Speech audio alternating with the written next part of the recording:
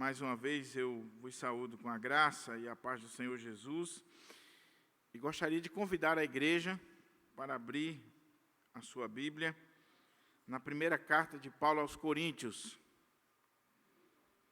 Primeira carta de Paulo aos Coríntios, capítulo 10. Nós vamos ler do verso 1 até o capítulo 11, versículo 1, que é uma unidade só, um parágrafo só. Então, 1 Coríntios, capítulo 10, verso 1, ao capítulo 11, versículo 1, palavra do Senhor para o nosso coração. O nosso objetivo é considerar todo este capítulo, agora nesta mensagem. Pedimos ao Senhor que nos ajude e nos oriente na exposição. Diz assim a palavra do Senhor: Portanto, irmãos, não quero que ignoreis que nossos antepassados estiveram todos debaixo da nuvem e todos passaram pelo mar. Em Moisés, todos eles foram batizados na nuvem e no mar. Todos comeram do mesmo alimento espiritual e todos beberam da mesma bebida espiritual, porque tinham a sede saciada pela rocha espiritual que os acompanhava, e esta rocha era Cristo. Entretanto, Deus não se agradou da maioria deles, e por isso seus corpos ficaram espalhados pelo chão do deserto. Esses fatos ocorreram como exemplo para nós, a fim de que não cobicemos o que é ruim, como eles fizeram. Não vos torneis idólatras, como alguns deles foram, conforme está escrito.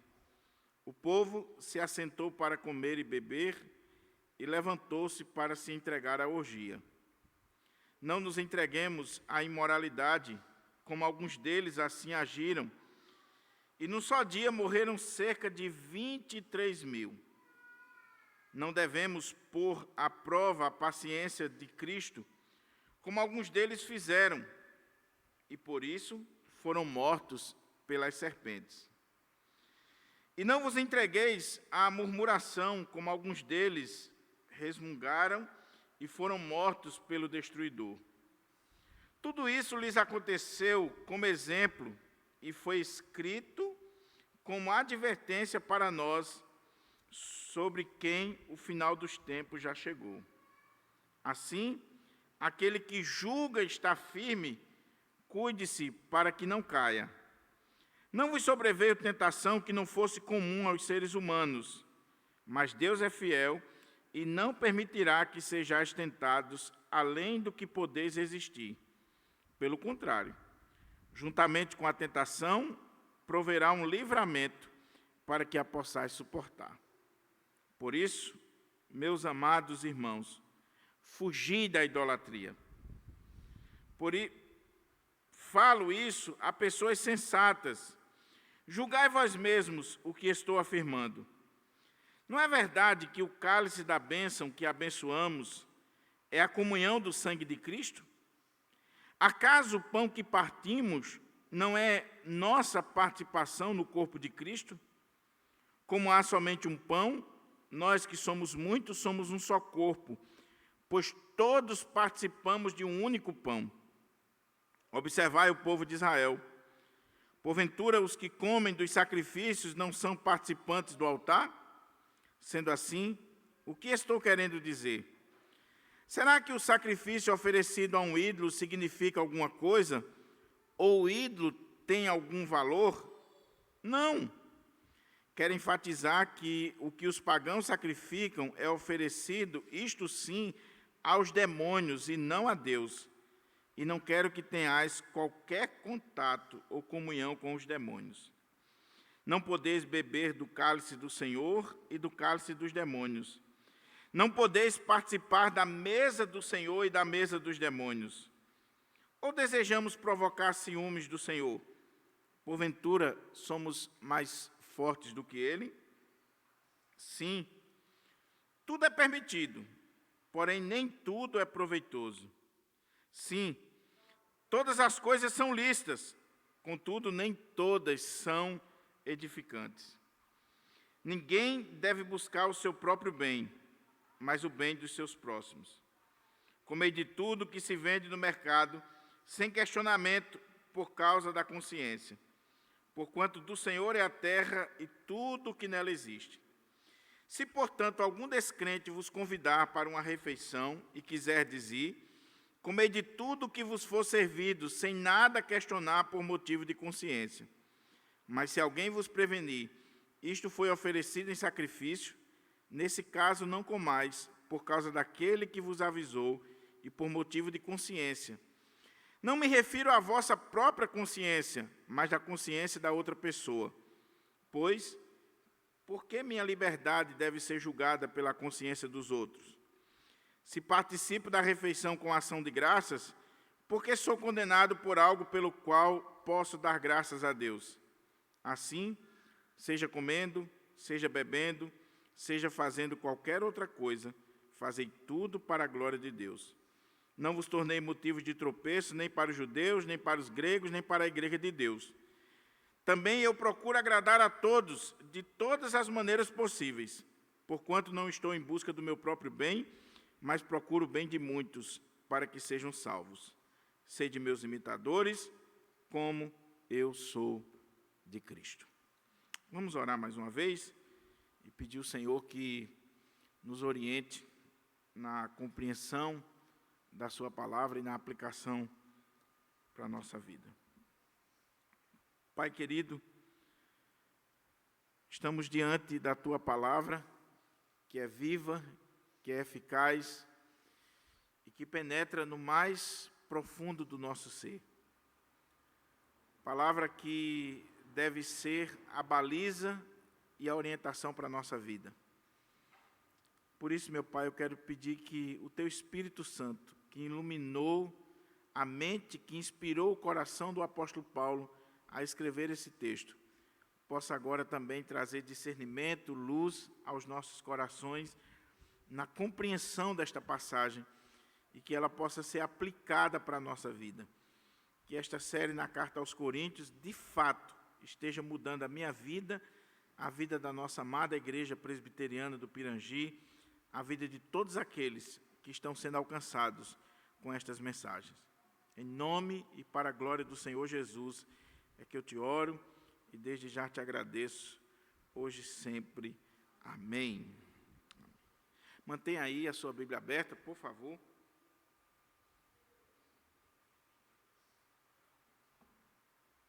Nós vamos considerar, como eu disse, todo este capítulo, se o Senhor assim nos permitir.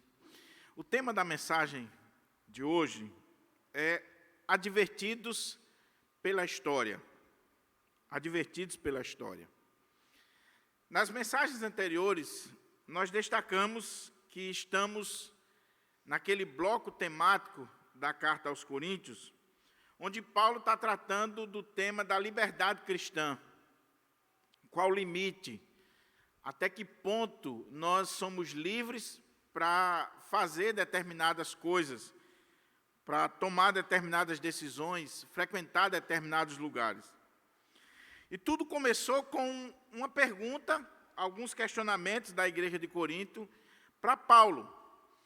Havia alguns irmãos na igreja de Corinto, que ele chama aqui de os fortes, os esclarecidos, aqueles irmãos que tinham uma compreensão mais profunda das coisas de Deus, que já eram maduros na igreja, já tinham uma estrada percorrida. Esses irmãos, eles não viam nenhum problema de, lá na cidade de Corinto, eles irem nos templos pagãos e comer de comidas que eram sacrificadas aos ídolos, as carnes que eram sacrificadas aos ídolos. Lá em Corinto, tinha muito templo pagão e os sacrifícios eram feitos com carnes.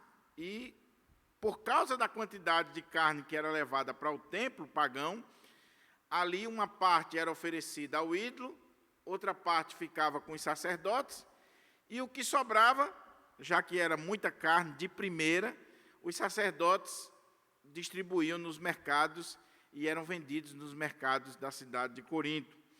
Então, os membros da igreja de Corinto estavam questionando Paulo. Os esclarecidos estavam dizendo: Paulo, qual o problema de comer dessa carne? Eu já sei que o ídolo não é nada, não existe outro Deus a não ser o Deus verdadeiro. Todos esses ídolos são invenção da mente humana, é pau, é pedra, é imagem, pura e simplesmente. E eu vou lá, porque o templo pagão era um ambiente social, não era só um ambiente de culto, era um ambiente social, assim como qualquer igreja. Você tem o culto e você tem muitas vezes um café, um chá, um almoço, um jantar de confraternização, e você traz os seus amigos para esses momentos sociais. A outra questão deles era o seguinte, porque tinha irmãos na igreja que eram fracos, que não tinham tanto conhecimento como esses primeiros, e se escandalizavam. E se escandalizavam não só quando alguém estava no templo pagão, comendo dessas carnes, mas se escandalizavam se visse qualquer membro da igreja comendo carne lá em Corinto, porque ele dizia assim: essa carne, provavelmente, ela foi consagrada aos ídolos. Então, eu posso comer carne na casa de um incrédulo, sabendo que aquela carne ali, ela pode ter sido sacrificada ao Deus dele? E se eu for no mercado, Paulo, e comprar carne e levar para casa, eu devo perguntar se aquela carne foi sacrificada ou não? E a igreja estava num pega sobre isso, pode, não pode, e Paulo vai escrever esses 3 capítulos, 8, 9 e 10, para tratar desse assunto e responder essas 3 perguntas. No capítulo 8, ele começa a tratar do assunto, ele chama a atenção dos fortes, e ele diz que o conhecimento deles estava correto. Realmente só existe um Deus. Agora, a postura, a atitude deles estava errada, porque o conhecimento ensoberbece, mas o amor edifica. Ou seja, eles estavam agindo não com base no amor, mas simplesmente num conhecimento. E esse conhecimento estava inflando eles, estava fazendo com que eles ficassem soberbos. E Paulo diz: vocês devem agir com amor, se preocupar com os fracos, não escandalizar os fracos. Vocês devem ter cuidado com o que vocês estão fazendo. Depois Paulo vai dar o exemplo dele, no capítulo 9. Paulo vai dizer: olha, eu abri mão dos meus direitos por causa do Evangelho, por causa da igreja de Deus.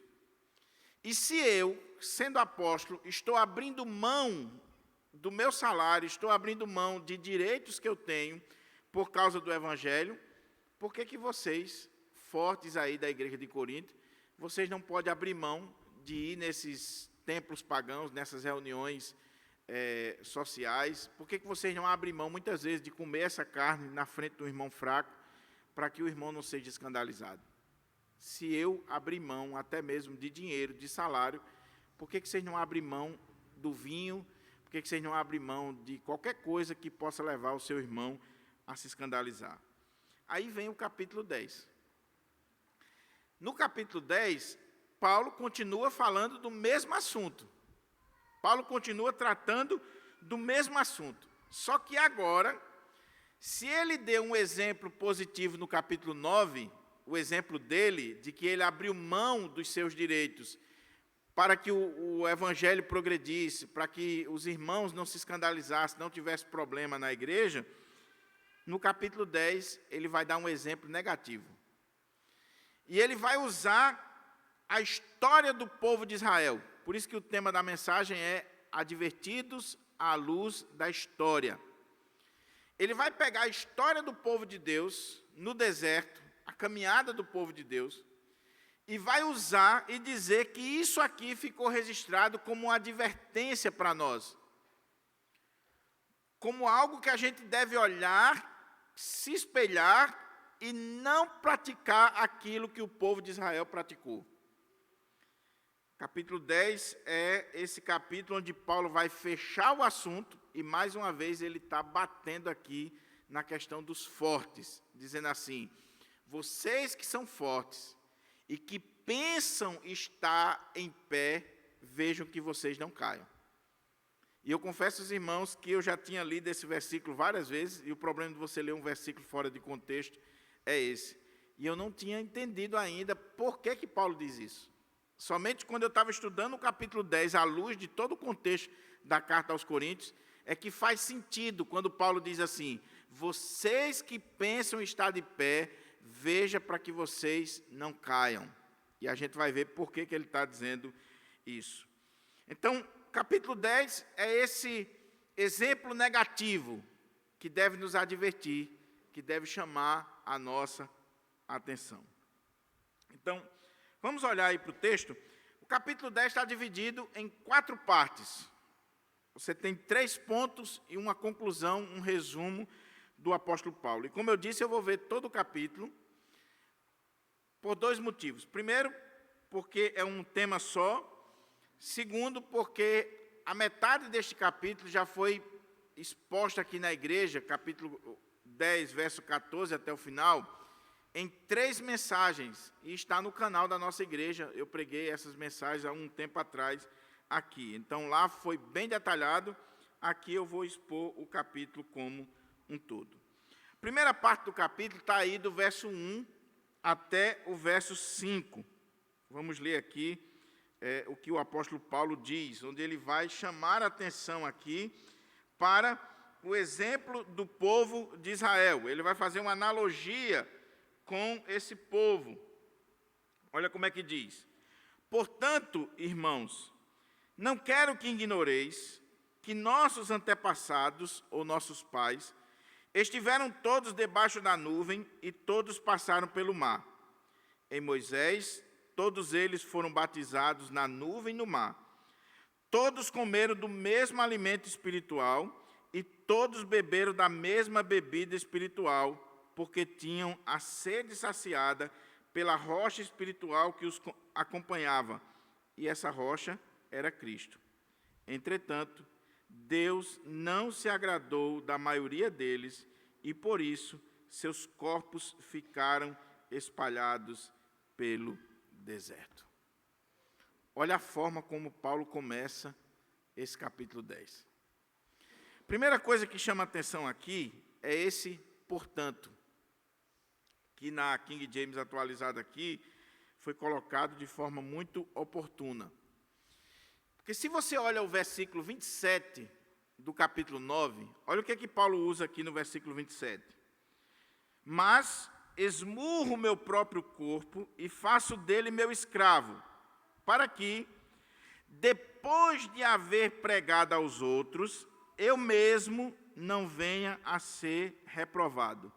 Portanto, irmãos, não quero que ignoreis que nossos antepassados estiveram todos debaixo da nuvem e todos passaram pelo mar. Lembra do que eu falei? Se no capítulo 9, Paulo deu um exemplo positivo, no capítulo 10, Paulo vai dar um exemplo negativo, que serve como advertência para nós. E o exemplo é que o povo de Israel foi reprovado por não terem cuidado com esse assunto, com essa temática. O povo de Israel acabou sendo reprovado diante de Deus. E Paulo vai dizer que isso que aconteceu com o povo de Israel é um exemplo para nós, é uma advertência para nós. Ele está dizendo: eu faço de tudo para que eu, pregando aos outros, eu mesmo não venha a ser reprovado. Portanto, irmãos, eu não quero que vocês ignorem que os nossos pais, aí ele vai mostrar o exemplo dos nossos pais, do povo de Israel, que foram reprovados diante de Deus, porque não souberam fazer uso da sua liberdade quando o Senhor os conduziu pelo deserto. Então, aqui está a ligação do capítulo 9 com o 10. Portanto, irmãos, não quero que ignoreis que nossos antepassados estiveram todos debaixo da nuvem, todos passaram pelo mar. Em Moisés, todos eles foram batizados na nuvem e no mar, todos comeram do mesmo alimento espiritual, todos beberam da mesma bebida espiritual, porque tinham uma sede saciada pela rocha espiritual que os acompanhava, e essa rocha era Cristo. O que você vê aqui? O que Paulo está colocando aqui? Paulo está dizendo que o povo de Israel foi privilegiado no deserto. O povo de Israel, o povo de Deus, os nossos antepassados, os nossos pais, e é muito interessante a ligação que ele faz entre o povo de Israel e a igreja. Lembre que o povo de Israel, os judeus, Paulo está escrevendo para a igreja de Corinto, que é uma igreja gentílica, é uma igreja grega. Mas Deus só tem um povo, por isso que Paulo coloca aqui, gentios e judeus juntos, ele está dizendo os nossos pais, os nossos antepassados. E ele começa a mostrar os privilégios dos nossos pais, dos nossos antepassados, da igreja de Deus no Antigo Testamento. Quais foram os privilégios? Eles foram libertados do Egito, eles foram conduzidos pelo deserto, eles tinham o símbolo da presença de Deus, que era a nuvem, eles foram batizados no mar, eles comeram de um mesmo pão espiritual, de um mesmo maná, eles beberam de uma mesma rocha, e ele diz que aquela rocha que o povo de Israel bebeu a água dela era Cristo. Ou seja, ele está mostrando os privilégios desse povo. E você vê aqui, e todos os comentaristas que eu li faz esse link, você vê aqui os sacramentos. Você vê aqui o batismo. O povo de Israel, olha o que o texto diz, eles foram batizados na nuvem e no mar, em Moisés. Quando o povo saiu do Egito, que atravessou o Mar Vermelho, a nuvem estava em cima daquele povo, as colunas de água aqui na lateral, e o Paulo está dizendo que aquilo ali foi o batismo daquele povo em Moisés, no ministério e na autoridade de Moisés. O povo foi batizado ali, quando passaram pelo mar. Por isso que alguns teólogos usam a argumentação aqui para o batismo por aspersão e também o batismo de toda a família, incluindo as crianças, porque quando o povo de Israel foi batizado aqui no mar, foi todo mundo, incluindo as crianças. Então, todos foram batizados. Em Moisés, todos foram batizados na nuvem no mar. Agora, veja o segundo sacramento. Todos comeram do mesmo alimento espiritual e todos beberam da mesma bebida espiritual, porque tinham a sede saciada pela rocha espiritual que os acompanhava, e essa rocha era Cristo. Eles beberam, eles comeram do mesmo alimento espiritual, o pão, o maná, a água da rocha, e Paulo está dizendo aqui que o povo de Israel, eles foram saciados por Cristo, assim como a igreja de Corinto, assim como eu e você, eles tiveram essa bênção da parte do Senhor, esse privilégio de serem saciados por Cristo. Foram privilegiados. Entretanto, olha o que o texto diz. Entretanto, Deus não se agradou da maioria deles e, por isso, seus corpos ficaram espalhados pelo chão do deserto. Olha o que Paulo está dizendo, meus irmãos. E por que Paulo está dizendo isso aqui? Quase 100% dos comentaristas colocam que o problema aqui é que na igreja de Corinto, aqueles fortes, aqueles esclarecidos, estavam dizendo assim: nós somos batizados, nós tomamos a Santa Ceia, nós temos Cristo na nossa vida, nós somos o povo de Deus, o ídolo não é nada, nós podemos sim frequentar os templos pagãos, nós podemos sim fazer o que quiser da nossa vida, porque nós somos privilegiados. Nós temos Cristo. Aí Paulo está dizendo, o povo de Israel tinha Cristo. A rocha que eles beberam, a água lá que saiu da rocha que eles beberam, a rocha era Cristo. E eles foram batizados, e eles participaram da ceia. Entretanto, Deus não se agradou da maioria deles. Se você gosta de curiosidade, veja quantas vezes nesses 4 primeiros versículos aparece a palavrinha todos. Todos foram batizados, todos comeram, todos estiveram em Moisés, todos. Paulo está dizendo assim, todo Israel foi privilegiado. Todos tiveram acesso a esses sacramentos, ao batismo e à ceia. Todos participaram. Entretanto, Deus não se agradou da maioria deles. Irmãos, isso aqui é uma advertência para nós.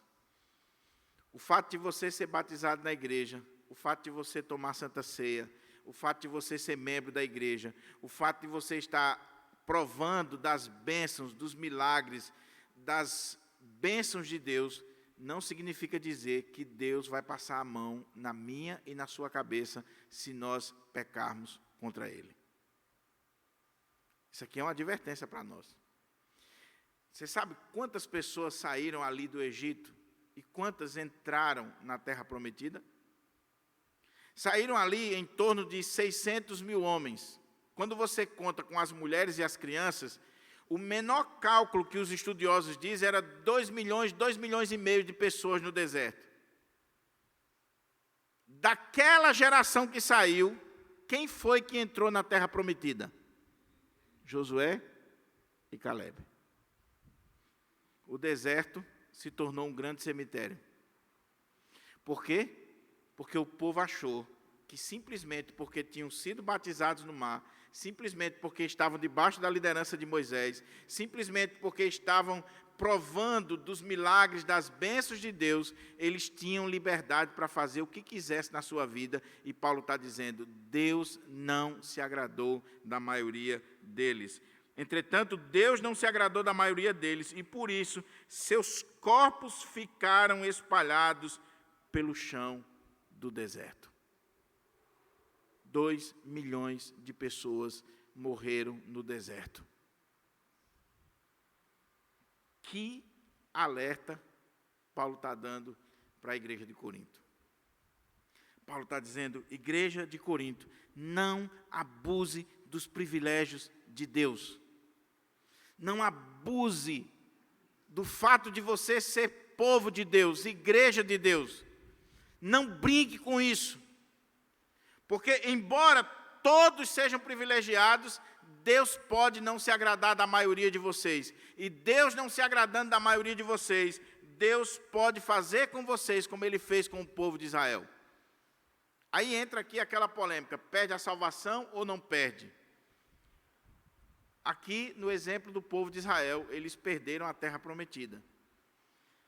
Nós não podemos brincar com as coisas de Deus. Muitos vão dizer que a gente não pode ir tão longe na questão da perda da salvação, mas que se nós somos povo de Deus e nós estamos brincando com aquilo que não deveria brincar, o fato de sermos batizados, tomar Santa Ceia, estar na casa do Senhor, não vai isentar-nos de Deus nos disciplinar, nos punir e agir com severidade. E talvez tirar a nossa própria vida. Capítulo 11 de 1 Coríntios, Paulo vai dizer, muitos aí estão morrendo na igreja de Corinto porque estão tomando a ceia em pecado. Muitos dormem porque tomaram a Santa Ceia em pecado. Então, nós que somos reformados, a gente entende que o crente não perde a salvação, mas ele pode perder a própria vida. Ele pode perder os seus bens, ele pode perder os privilégios que o Senhor tinha para ele, assim como Deus fez com o povo no deserto. Então, guarde isso no seu coração. Segunda coisa que Paulo vai colocar aqui, está do verso 6 até o versículo 13. Ele começa mostrando os privilégios do povo, e que esse povo, apesar dos privilégios, Deus não deixou barato.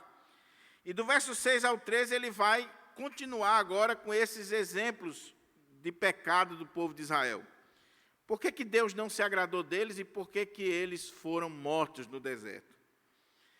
Esses fatos ocorreram como exemplo para nós, a fim de não cobicemos o que é ruim, como eles cobiçaram. Não vos torneis idólatras, como alguns deles foram, conforme está escrito. Conforme está escrito, o povo se assentou para comer e beber e levantou-se para se entregar às orgias. Não nos entreguemos à imoralidade, como alguns deles assim agiram, e num só dia morreram cerca de 23.000. Não devemos pôr à prova a paciência de Cristo ou do Senhor, como alguns deles fizeram, e por isso foram mortos pelas serpentes. E não vos entregueis à murmuração, como alguns deles resmungaram e foram mortos pelo destruidor. Tudo isso lhes aconteceu como exemplo, e foi escrito como advertência para nós, sobre quem o final dos tempos já chegou. Assim, aquele que julga está em pé, cuide para que não caia. Não vos sobreveio tentação que não fosse comum aos seres humanos, mas Deus é fiel e não permitirá que sejais tentado além do que possas resistir. Pelo contrário, juntamente com a tentação, proverá um livramento para que a possais suportar. Paulo mostra os privilégios. Paulo mostra que Deus não se agradou daquele povo e por isso morreram no deserto. Mas aí alguém poderia perguntar assim: mas Paulo, o que eles fizeram? Quais foram os pecados que eles cometeram? E aí Paulo vai mostrar, meus irmãos, que os pecados que o povo de Israel cometeu no deserto são os mesmos pecados que a igreja de Corinto está cometendo, que se resume praticamente a dois, os principais. Ele vai colocar outros aqui, mas quais são os principais pecados que o povo de Deus cometeu no deserto e que a igreja de Corinto está cometendo e achando que não vai acontecer nada? Idolatria e imoralidade, que uma coisa está ligada à outra. Sempre a idolatria está ligada à imoralidade, a uma vida promíscua. E Paulo vai dizer: agora eu vou mostrar para vocês que Deus não se agradou deles, e eles morreram no deserto. E eu vou mostrar para vocês quais foram os pecados que eles cometeram. E isso tudo é como exemplo para nós, a fim de que nós não venhamos a cometer o que eles fizeram. Estes fatos ocorreram como exemplo para nós, a fim de que não cobicemos o que é ruim, como eles cobiçaram. Cobiça, pecado da cobiça. Não vos torneis idólatras, como alguns deles foram, conforme está escrito: o povo se assentou para comer e beber, e levantou-se para se entregar à orgia. Cobiça, idolatria. Todos esses exemplos que Paulo está dando aqui, está lá em Número e em Êxodo. Então, não nos entreguemos nem à cobiça, nem à idolatria. Não nos entreguemos à imoralidade, como alguns deles assim agiram, e num só dia morreram cerca de 23.000. Cobiça, idolatria, imoralidade. Está lá em Números também. Não devemos pôr à prova a paciência de Cristo, como alguns deles fizeram, e por isso foram mortos pelas serpentes. E não vos entregueis à murmuração, como alguns deles resmungaram, e foram todos mortos pelo destruidor. Tudo isso lhes aconteceu como exemplo, e foi escrito como advertência para nós, sobre quem o final dos tempos já chegou. Assim, aquele que pensa, aquele que julga está de pé, vigie, para que não caia. O que Paulo está dizendo aqui para a gente, irmãos? Igreja de Corinto, dá um zoom aqui. Lembra dos nossos pais? Lembra da caminhada deles no deserto? Lembra do quão privilegiados eles foram? Eles beberam a água da rocha, e aquela rocha era Cristo. Eles comeram o maná, eles participaram da ceia no deserto. Eles foram batizados na nuvem no mar, em Moisés. Eles estavam sob a liderança de Moisés. Eles foram libertos do Egito e eles estão caminhando para a terra prometida, é o povo de Deus. Privilegiados. Entretanto, Deus não se agradou deles e fez com que aquela geração perecesse no deserto. Todos foram mortos ali. Sabe por quê? Porque eles cometeram o pecado da cobiça, da idolatria, da imoralidade, da murmuração. Eles cometeram todos estes pecados e assim eles colocaram à prova a paciência do Senhor. Não ponham o Senhor à prova. A paciência do Senhor ela tem limite. Não brinque com a santidade de Deus. E é isso que vocês estão fazendo, igreja de Corinto. Os nossos pais caíram exatamente por causa do pecado, da idolatria e da imoralidade. Você vai ver aqui, quando ele cita aqui Números, Êxodo, quando o povo faz o bezerro, quando o povo dança, quando o povo bebe, se envolve com os moabitas, com a prostituição cultural daqueles tempos, festejam.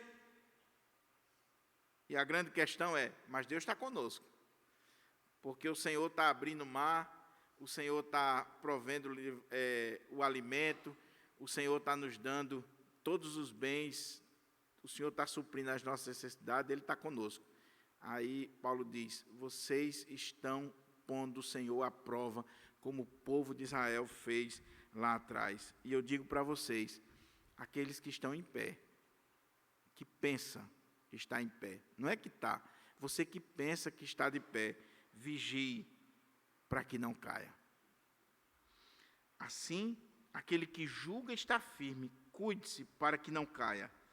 Aí ele diz, não vos sobreveio tentação, que não fosse humana ou comum aos seres humanos, mas Deus é fiel e não permitirá que sejais tentados além do que podeis existir. Pelo contrário, juntamente com a tentação proverá um livramento para que a possais suportar. O que Paulo quer dizer aqui? Eu achei muito interessante a posição do reverendo Augusto Nicodemos, e ele está seguindo aqui a linha de outros estudiosos reformados. Eu achei sensata essa posição. O que Paulo estaria dizendo aqui? Os fortes estavam dizendo assim, nós estamos de pé, nós somos fortes, nós temos conhecimento, nós conhecemos a Deus, conhecemos a palavra de Deus, nós já temos maturidade, nós somos um povo diferente. Os fracos eu não digo nada não, mas nós somos fortes, esclarecidos. Então, eu vou lá no templo do ídolo pagão, eu participo daquele jantar ou daquela festa, e eu não me contamino. E eu não me balanço nem um pouco, Paulo, para voltar para o mundo, porque eu estou de pé. Eu sou crente, eu sou firme. Aí Paulo diz assim, cuidado com isso. Você pensa que está de pé. O povo de Israel pensava que estava tudo bem. O povo de Israel estava cometendo idolatria, o povo de Israel estava cometendo imoralidade, o povo de Israel estava murmurando, o povo de Israel estava brincando com a paciência de Deus, achava que estava tudo bem, que estavam de pé, mas eles já estavam caídos. E quando veio o julgamento de Deus, Deus exterminou, matou todos eles. Então, o fato de vocês estarem enamorados com os templos pagãos, com os ídolos, com o mundo, isso já pode revelar que vocês já estão caídos há muito tempo e ainda não têm noção. E tem uma coisa que eu quero dizer para vocês. Não vos sobreveio tentação que não seja humana. Agora, com a tentação, Deus dá o livramento. Quando é Deus que está provando você, Deus dá o livramento. Porque a palavra tentação aqui, a palavra lá no original é perasmos, que pode ser traduzida como prova. Quando é Deus que está agindo, é prova. E Deus dá aquela prova até o limite que você pode suportar, e além disso, Deus dá o livramento. Agora, o que Paulo estaria dizendo para aquele povo? Uma coisa é Deus provar você. Quando Deus lhe prova até o limite que você pode suportar, Deus lhe prova e Deus ainda dá o livramento. Outra coisa é quando você se coloca no ambiente da tentação, você não tem promessa nenhuma de livramento, nem de que você vai suportar aquilo ali. Deu para entender agora o texto? Paulo está dizendo assim, não veio sobre vocês tentação que não seja humana, comum aos seres humanos. E Deus, quando faz isso, Deus dá o livramento para vocês. Agora, igreja de Corinto, quando vocês se colocam no ambiente da tentação, quando vocês vão para lá, vocês não têm garantia nenhuma de livramento. Porque, vamos voltar aqui à questão do contexto. Nos templos pagãos, as cerimônias e aquelas festas sociais incluíam não só o sacrifício das carnes aos ídolos, mas incluíam a prostituição cultual. Havia as prostitutas cultuais. Agora imagine um irmão da igreja de Corinto, ele foi no templo pagão, ele foi convidado para um jantar, para um almoço, para uma festividade lá, e ele está lá na mesa. Aí está todo mundo bebendo, comendo, as prostitutas chegando, sentando no colo dos homens lá de Corinto, tentando os caras, chamando os caras para sair, e o irmão está lá. Ele está no ambiente da tentação, no ambiente da prova. Paulo está dizendo, você pensa que está de pé, você vigie para que você não caia. Porque quando você se coloca no lugar da tentação, quando você se coloca no ambiente da tentação, já era, meu irmão. Já era. Se você, sem procurar, o diabo já dá um jeito de querer derrubar você e bota na sua frente, imagine você indo procurar. É o camarada que é alcoólatra, deixou de beber e vai se encontrar com os amigos num bar. O que ele está fazendo? O que ele está fazendo? Ele está se colocando na zona de perigo e ele não tem promessa nenhuma de livramento nesse sentido. Então, Paulo está dizendo assim, meus irmãos, cuidado com isso. Cuidado, porque os nossos pais, eles brincaram com aquilo que não deveria brincar. Eles cobiçaram, eles cometeram o pecado da idolatria, da murmuração, da imoralidade. Eles provocaram a paciência do Senhor, eles provaram a paciência do Senhor e caíram. Pensavam que estava de pé e caíram. E eu quero dizer para vocês que todas essas coisas foram escritas para o nosso exemplo, para a gente olhar e ver e dizer assim, eu não vou fazer o que eles fizeram. Eu não vou cometer o que eles cometeram. Lembra de José? Se José fica com aquela mulher, com um diálogo progredindo, José tinha caído, irmão. O que Paulo está dizendo é, fuja do ambiente da tentação, da prova. Porque quando Deus lhe prova, Deus dá livramento. Mas quando é você que está se colocando no ambiente da prova, você não tem promessa de livramento. Você pode destruir a sua vida. Tudo isso aconteceu como exemplo e foi escrito como advertência para nós, sobre quem o final dos tempos já chegou. Assim, aquele que julga estar firme, trate-se para que não caia, ou cuide-se para que não caia. Não vos sobreveio tentação que não fosse comum a todos os seres humanos, que não fosse humana, mas Deus é fiel e não permitirá que sejais tentado além das suas forças, além do que vocês podeis resistir. Pelo contrário, juntamente com a tentação, proverá um livramento para que o possas suportar. Aí vem a terceira parte do capítulo. Ele mostrou os privilégios, ele mostrou os pecados, e agora ele vai dar uma palavra para aqueles irmãos mais clara ainda sobre essa questão da idolatria. Ele diz, por isso, meus irmãos, ou meus amados irmãos, fujam da idolatria. Paulo agora dá uma ordem. Ele mostrou a argumentação, e ele, após ele falar sobre essa questão da tentação, do livramento que Deus dá, e que você não pode se colocar no ambiente de tentação, ele diz assim, por isso, meus irmãos, fujam, dê no pé, caiam fora da idolatria. E a forma como está na língua grega é, parem de cometer o pecado da idolatria. Em outras palavras, o que Paulo está dizendo é, não vão para o ambiente da idolatria. Vocês não podem fazer isso. Fujam da idolatria. Falo isso a pessoas sensatas.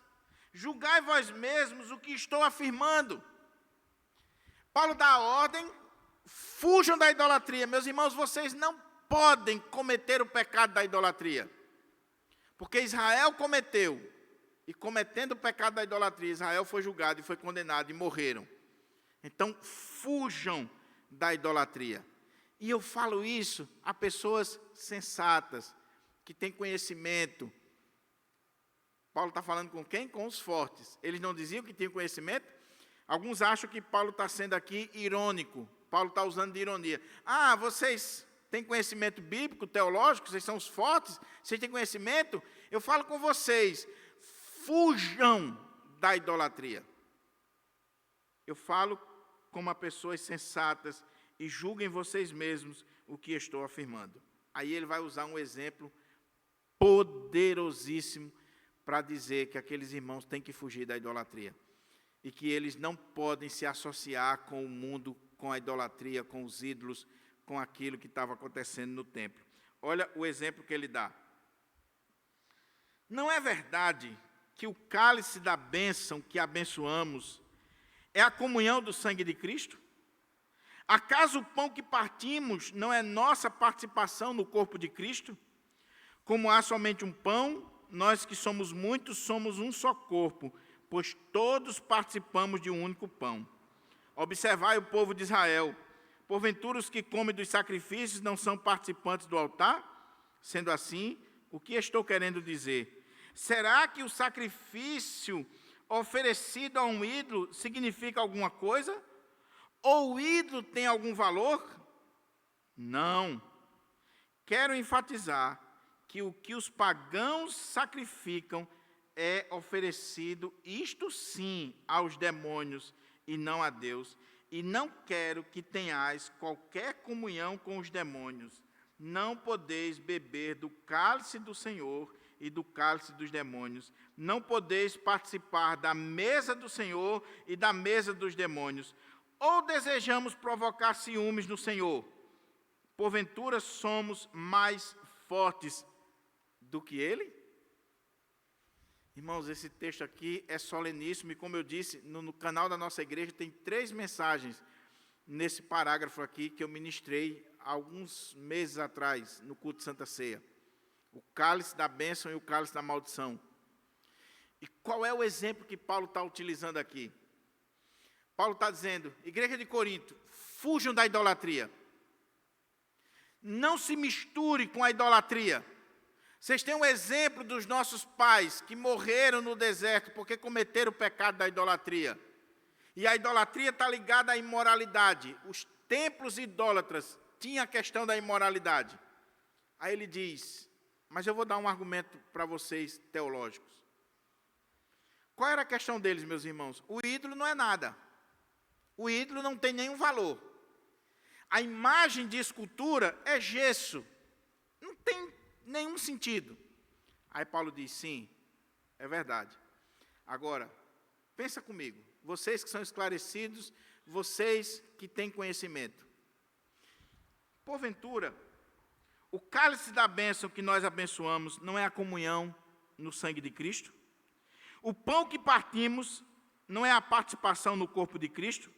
Como há somente um pão, nós que somos muitos, somos um só corpo, pois todos participamos do único pão. Observai o povo de Israel, porventura os que comem dos sacrifícios não são participantes do altar? O que Paulo está dizendo? Ele está usando o exemplo da ceia. Irmãos, quando nós tomamos do pão e do vinho, isso significa a comunhão que nós temos com o corpo de Cristo, com a pessoa de Cristo. Ou seja, aquele pão e aquele vinho, ele significa alguma coisa materialmente falando? Não, é pão e vinho. Mas o que está por trás dessa cerimônia é a presença real de Cristo. E quando eu tomo o pão e o vinho, esse cálice da bênção e esse pão que nós abençoamos, eu estou mostrando a minha comunhão com Cristo. Quando o povo de Israel comiam os sacerdotes dos sacrifícios que eram oferecidos no altar, eles estavam mostrando essa ligação, essa comunhão com o Deus a quem aquele povo estava sacrificando. Aí Paulo diz: sendo assim, o que estou querendo dizer? Será que o sacrifício oferecido a um ídolo significa alguma coisa? Ou o ídolo tem algum valor? Não. Mas o que eu quero dizer para vocês, o que eu quero enfatizar, é que o que os pagãos sacrificam é oferecido, isto sim, aos demônios e não a Deus. E não quero que tenhais qualquer comunhão com os demônios. Não podeis beber o cálice do Senhor e o cálice dos demônios. Não podeis participar da mesa do Senhor e da mesa dos demônios. O que Paulo está dizendo aqui? Irmãos, assim como a ceia fala dessa comunhão que nós temos com Cristo, e não é o pão em si, não é o vinho em si, mas é o que ele significa, o que ele representa, o que está por trás, que é essa comunhão com Jesus. Quando vocês vão lá na mesa do ídolo, no templo pagão, e vocês participam de uma cerimônia pagã, o problema não é aquela carne.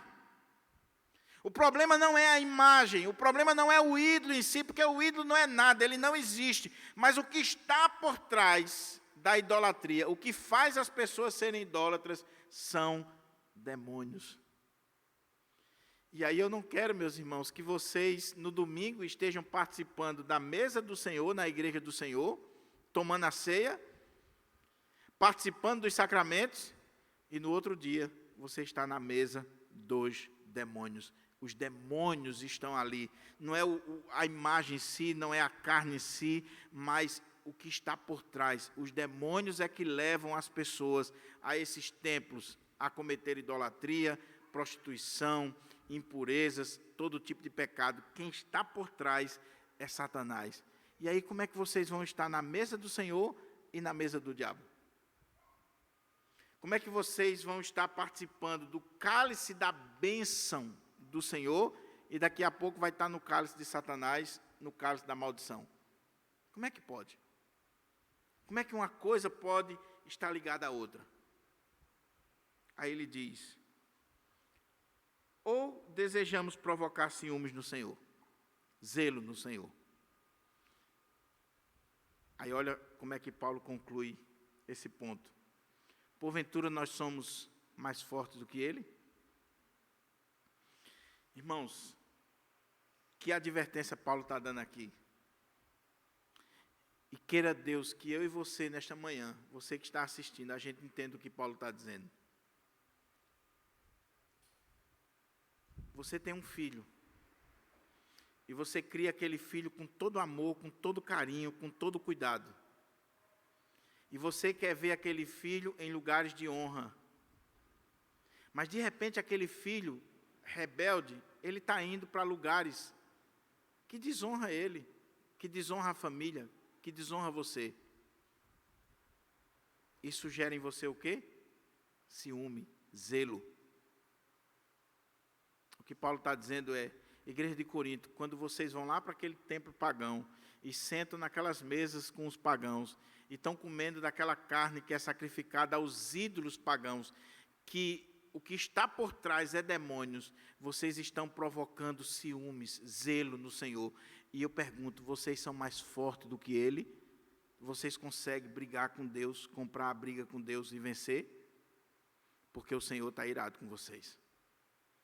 Assim como ele se irou com o povo de Israel. Quando Deus tirou o povo de Israel do Egito, meus irmãos, Deus disse: olha, vocês vão ser o meu povo, a minha nação, eu serei o Deus de vocês.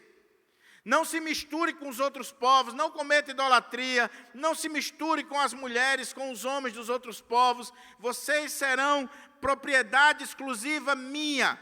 Eu vou abençoar vocês, eu serei o rei de vocês. O que o povo faz? À medida que vão caminhando no deserto, vai se misturando com moabitas, com todos aqueles povos, e cometendo idolatria, pecados, imoralidade, se misturando com aquele povo. E isso provocou ciúme em Deus, porque Israel era a menina dos olhos de Deus. Era o povo escolhido, o povo amado, o povo eleito, o povo que era propriedade exclusiva do Senhor. E isso provocou ciúmes, e o Senhor foi lá e puniu esse povo. E Paulo está dizendo: quando você, meu irmão, que é crente, que foi resgatado do mundo, do Egito, foi salvo em Cristo Jesus, você foi batizado, você participa da ceia, você está na casa do Senhor, você sai da casa do Senhor e você vai para a mesa dos demônios, Deus está com ciúme de você, porque você é dele, você é a menina dele. Você foi comprado com o sangue do filho dele. E aí, você quer comprar essa briga? Você é mais forte do que ele? Paulo está dizendo, eu falo a pessoas que são esclarecidas, reflita um pouquinho. Reflita um pouquinho. Meu irmão, eu não consigo imaginar como é que alguém pode vir para o culto e depois do culto ir para uma balada. Eu não consigo imaginar. Eu não consigo imaginar como é que alguém pode vir para um culto de louvor, de adoração a Deus, exaltar o nome do Senhor, participar da ceia do Senhor, e daqui a pouco está na mesa de bar com incrédulos.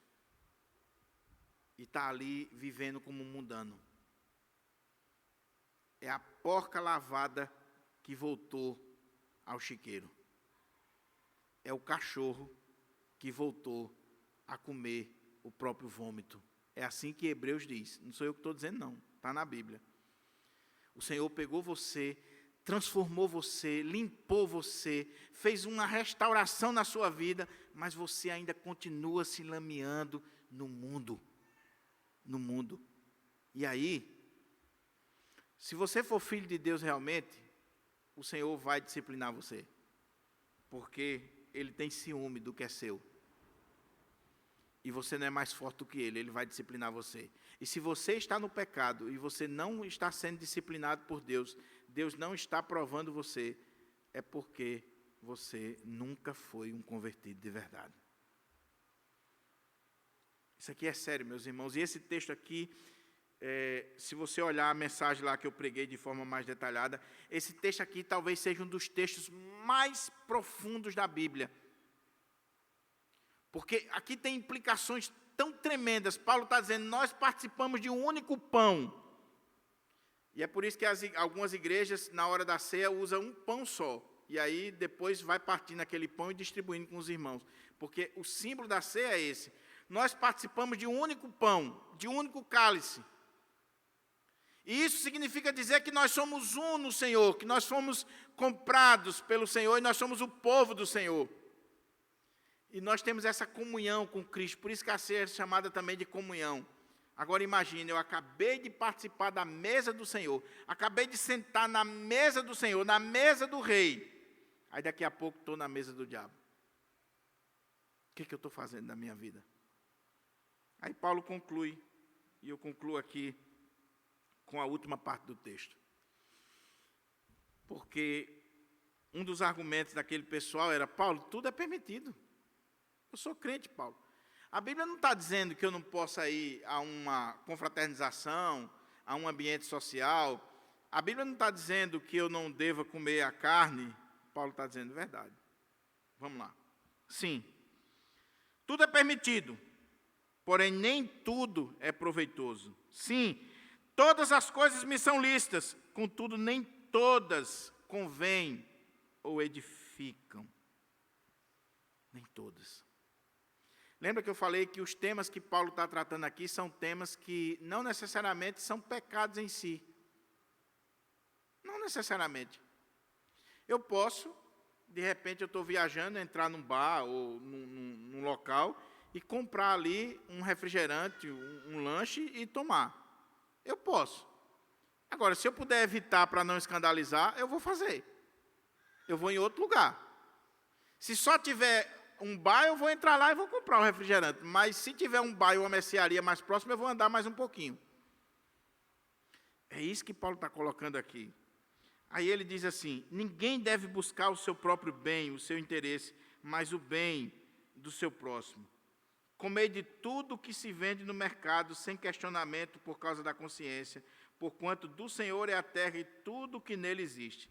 Se, portanto, algum descrente vos convidar para uma refeição e quiserdes ir, comei de tudo que vos for oferecido, sem nada questionar por motivo de consciência. Mas se alguém vos prevenir, isto foi oferecido em sacrifício a ídolos, nesse caso não comais, por causa daquele que vos avisou e por motivo de consciência.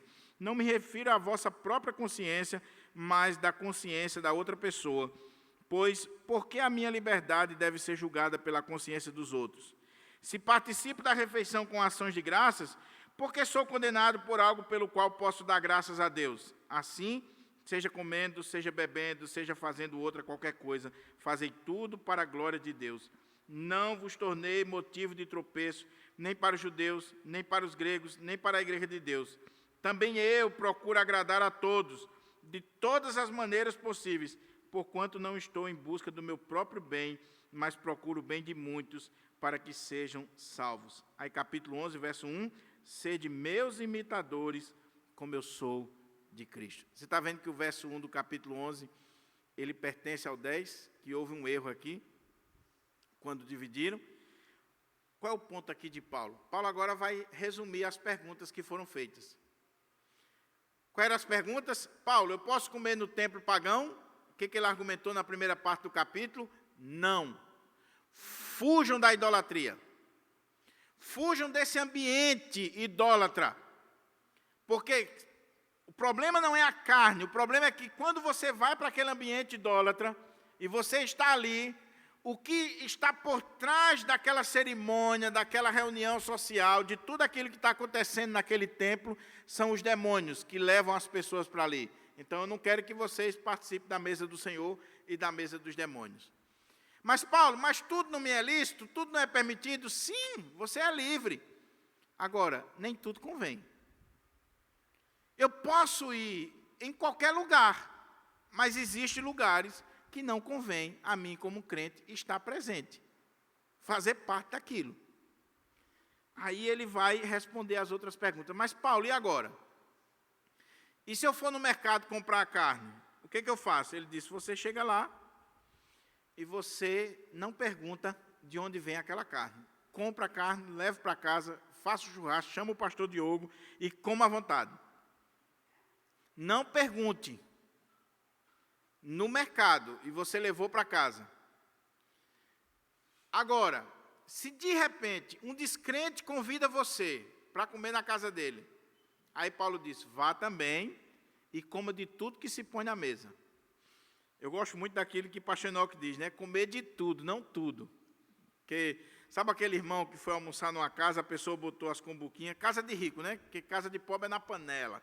Aí casa de rico é aquelas cumbuquinhas assim. Aí a pessoa botou as cumbuquinhas, enquanto ela foi pegar outra coisa, o miserável já tinha comido tudo. Achou que aquela cumbuquinha era só para ele. Então Paulo está dizendo, coma de tudo que se põe na mesa. De tudo. Meu irmão, não pergunte nada. Coma. Agora, se a pessoa que convidou, ou um irmão fraco, de repente chegou ali e disse assim, olha, essa comida aqui foi sacrificada a um ídolo. Então você diz assim, eu não vou comer. Por causa da consciência, não sua. Você sabe que aquilo ali não é nada, mas a do outro. Para que o outro não se escandalize, para que o outro não tropece, para que o outro não fique espalhando assim, olha, eu vi o pastor Diogo, sabe aquela comida lá que foi sacrificada aos ídolos? Ele estava na casa do incrédulo, fulano de tal, e estava lá, estava tendo uma cerimônia pagã, e o pastor Diogo estava comendo lá. Ele disse, não coma. Mas Paulo, por que eu vou me privar de algo que eu posso dar graças a Deus? Aí ele diz, por causa do outro. Porque você está buscando o bem do outro. Porque você é livre. Procure fazer aquilo que vai trazer edificação e não destruição. Abra mão dos seus direitos, abra mão dessas coisas. Eu sei que você pode dar graça e comer, mas por causa do outro, não faça. E tem um detalhe que Paulo vai dar aqui, muito interessante, 1 Coríntios 10, 31, que é conhecidíssimo, mas que é tirado do contexto. O que Paulo diz? Quer comais, quer bebais, ou faça outra qualquer coisa, fazei tudo para a glória de Deus. O pastor Hernandes foi pregar numa igreja, há um tempo atrás, ele conta esse exemplo muito interessante. E ele pregou aquele sermão assim, duro. Quando terminou o culto, os jovens da igreja botaram o pastor no canto da parede. E o líder da galera botou o dedo na cara do pastor Hernandes e disse assim, nós não aceitamos esse tipo de pregação aqui. Essa pregação retrógrada, essa pregação que é legalista, não sei o quê. Porque qual o problema da gente terminar o culto e ir para a balada? Qual o problema da gente tomar uma cervejinha? Qual o problema da gente sair com a galera? Nós somos jovens. O pastor Hernandes disse, não tem problema nenhum, meu querido. Eu só quero que você me responda uma coisa. Quando você estiver lá na balada, ou quando você for para um motel com sua namorada, ou quando você estiver nas mesas bebendo com o pessoal do mundo, se pergunte, eu estou glorificando o nome de Deus? Deus está sendo glorificado com isso aqui que eu estou fazendo? Eu posso fazer isso aqui em nome de Jesus? Você teria condições de orar em nome de Jesus e agradecer por aquilo que você está fazendo? Se você não puder, reflita sobre isso. Foi embora. Passou uns 2, 3 anos, o pastor Hernandes foi pregar de novo naquela igreja, e ele disse que a mãe do rapaz procurou ele e disse assim, pastor, o que o senhor disse para o meu filho naquele dia? Porque a vida do meu filho mudou. Meu filho era um crente nominal, vivia na igreja, mas saía da igreja, ia para a balada, bebia, ia para as farras, tudo. Mas depois daquele dia que o Senhor confrontou ele, meu filho hoje lê a Bíblia, ora, e está sendo até liderança na casa do Senhor. É o que Paulo está dizendo aqui, meu querido irmão. Toda a nossa vida é para a glória de Deus. Que coma, que beba, os lugares que a gente frequenta, tem que ser para a glória de Deus. Se o que você faz não glorifica a Deus, você está em pecado. Então, se você senta na mesa de um bar, pergunte, Deus está sendo glorificado? Se você vai para uma festa mundana, pergunte, o nome de Deus está sendo glorificado aqui, com essas músicas, com o conteúdo das músicas, com esse ambiente que eu estou presente? O nome de Deus está sendo glorificado? Pergunte. E você vai ter um crivo, um critério. Não é o que o pastor pensa, o que fulano pensa, é o que Deus pensa. O nome de Deus está sendo glorificado. Segunda coisa de Paulo, é que Paulo diz assim, assim, seja comendo ou bebendo, seja fazendo outra qualquer coisa, fazer para a glória de Deus. Aí ele diz, o segundo critério, não vos torneis motivo de tropeço, nem para judeu, nem para grego, nem para a igreja de Deus. Também eu procuro agradar a todos, de todas as maneiras possíveis, porquanto não estou em busca do meu próprio bem, mas procuro o bem de muitos, para que sejam salvos. Sede meus imitadores, como eu sou de Cristo. Qual é o outro critério? Eu me preocupo com o meu irmão. Tem coisas até lícitas, mas eu me preocupo com ele. E eu não vou fazer, eu vou abrir mão.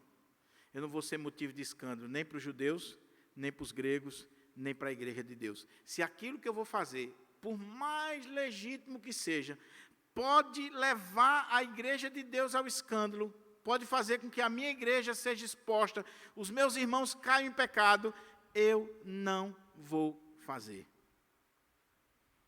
Eu estava assistindo uma live há poucos dias, de um pastor, e ele contou um exemplo assim, fenomenal. Um pastor batista de São Paulo. Região rica, uma pessoa chegou e disse assim, pastor, nós vamos lhe dar uma casa de presente.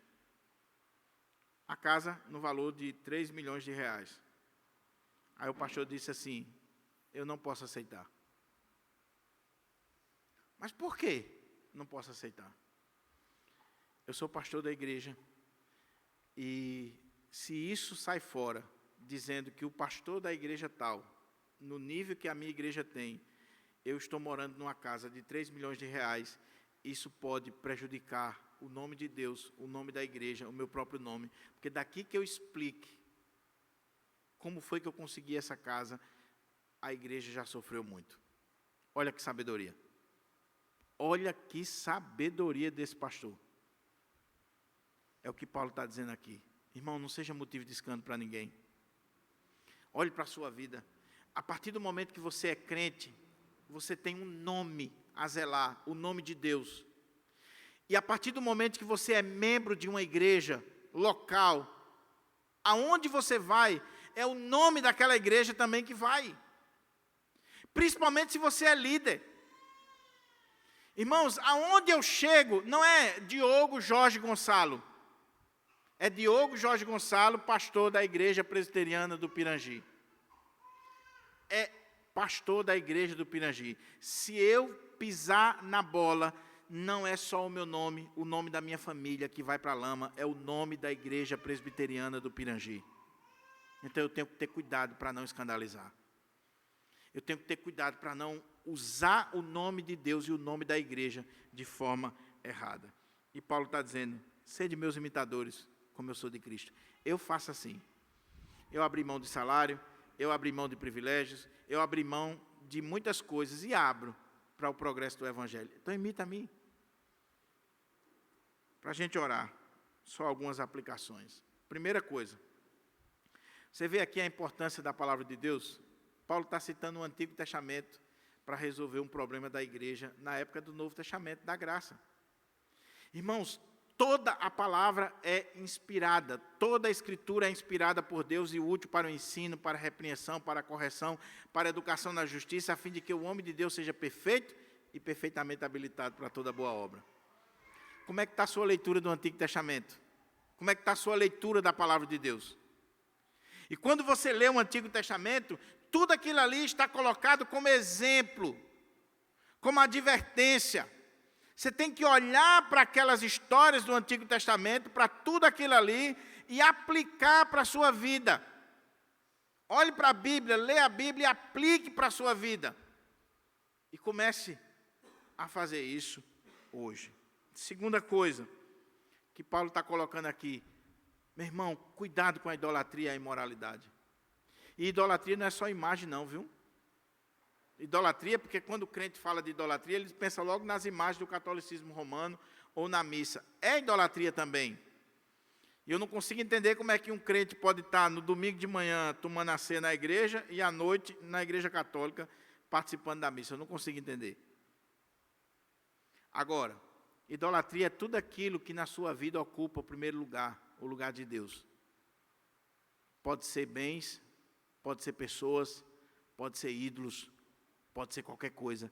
Se ocupa o lugar de Deus na sua vida, se está tomando o primeiro lugar, tenha cuidado. Tenha cuidado. Se você deixa de estar na mesa do Senhor, para ir para outra mesa, porque aquilo ali você não consegue abrir mão, você já se tornou um idólatra. Já se tornou um idólatra. Se você não consegue abrir mão disso aqui, você já se tornou um idólatra. E o problema de muita coisa que Paulo está dizendo, não é a coisa em si, é o que está por trás. É a essência, que pode ser demônios. Terceira lição. Irmão, demônios existem. O diabo existe. E não brinque com isso. E tem muita gente que tem medo de demônio. Quando a pessoa se manifesta na igreja ou em qualquer lugar, os irmãos correm, tremem, ficam com medo. Quando alguém fica endemoniado, aquilo ali já é o desespero, já é o final. Sabe quando é que o demônio é perigoso? É quando o cara está endemoniado e ele não dá sinal nenhum. Ele é educado, é cortês, inteligente. Às vezes pode estar até no louvor da igreja, no púlpito da igreja, no conselho, na junta diaconal, nas sociedades internas. Está lá o endemoniado, sendo usado pelo demônio. Demônio existe. Não brinque, não brinque. Quantas famílias, quantos lares, quantas vidas são destruídas porque não reconhecem a guerra espiritual. Nós vivemos numa guerra, meu irmão. O diabo, você duvida que o diabo quer destruir você? Você duvida que o diabo quer destruir seu casamento? Você duvida que o diabo quer colocar você na lama? E você acha que ele não conhece o seu ponto fraco? Você acha que ele não sabe o que colocar na sua frente? E aí, se nós temos um inimigo que não dorme, que 24 horas está tentando nos destruir, imagine nós nos colocarmos na situação de perigo. Se colocar. Então, você que pensa, meu irmão, está de pé. Você que é crente aqui de Pirangi, você pensa que está de pé, você pensa que você é forte, Você pensa que você está bem espiritualmente, porque você é um homem de Deus, uma mulher de Deus, de oração, de leitura da Bíblia, tem 30 anos na igreja presbiteriana, você pensa que está de pé? Vigie, para que você não caia. Porque num deslize, Satanás dá uma rasteira tão grande que você não sabe onde vai parar. Eu e você precisamos ter cuidado com isso. E por último, eu sei quais são as perguntas que estão passando na sua cabeça aí. Pastor, balinha de Cosme Damião pode? Pastor, comida de São João pode? Pastor, e não sei o quê? Irmãos, se a gente for entrar aqui nas particularidades, a gente não sai. Mas lembra do critério? Glória de Deus. Fuja da idolatria e pense no bem do outro.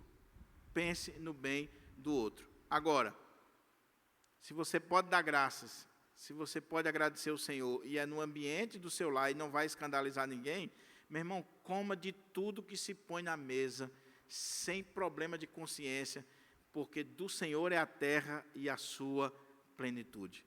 Agora, não participe de cerimônia pagã, de idolatria, de imoralidade, porque Deus tem ciúme de você. Vamos ficar de pé para a gente orar? Queria convidar o presbítero Júlio para orar por nós.